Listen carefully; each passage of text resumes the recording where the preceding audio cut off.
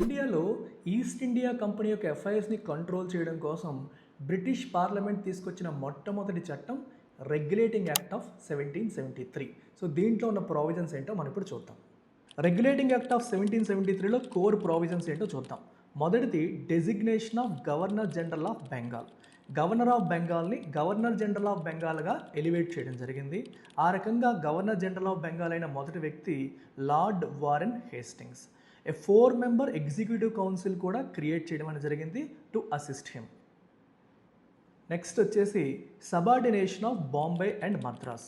Governors of Bombay and Madras ప్రెసిడెన్సీస్ని governor general of బెంగాల్కి subordinate చేశారు. సో వార్ విషయంలో కావచ్చు, డిప్లొమసీ విషయంలో కావచ్చు, ఏ విషయంలోనైనా సరే గవర్నర్ జనరల్ ఆఫ్ బెంగాల్ మాటే చెల్లేలాగా వీళ్ళిద్దరినీ కూడా అతనికంటే సబార్డినేట్ చేయడం అనేది జరిగింది. సో సెంట్రలైజేషన్ ప్రాసెస్ అనేది ఇక్కడ స్టార్ట్ అయింది అని చెప్పి మనం చెప్పొచ్చు.